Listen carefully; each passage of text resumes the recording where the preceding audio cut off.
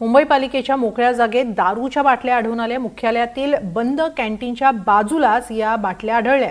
मुंबई महानगरपालिकेत दारूच्या बाटल्या कशा आल्या असा सवाल या निमित्ताने उपस्थित होतोय। मुंबई पालिकेच्या मोकळ्या जागेतच या दारूच्या बाटल्या आढळून आलेल्या आहेत। तेही मुख्यालयातील बंद कॅन्टीनच्या बाजूला या बाटल्या आढळून आल्यामुळे सवाल उपस्थित होतोय, मुंबई महानगरपालिकेत दारूच्या बाटल्या कशा आल्या।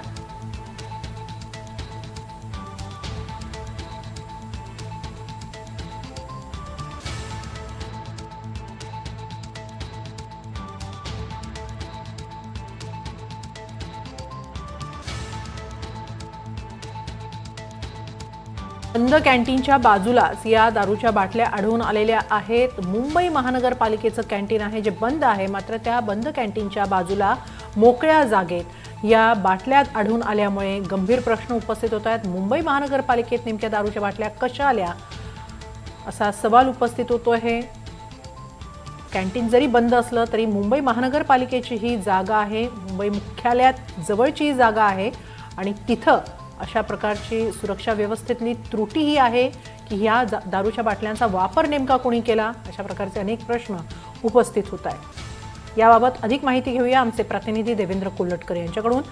देवेंद्र, काय अधिक माहिती याबाबत?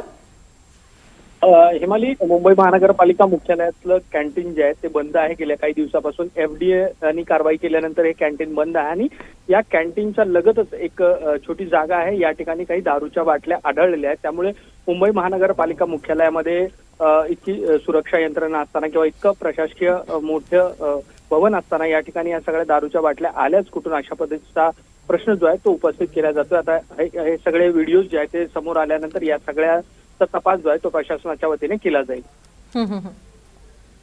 धन्यवाद देवेंद्र, आपण दिलेल्या या सविस्तर माहितीबद्दल।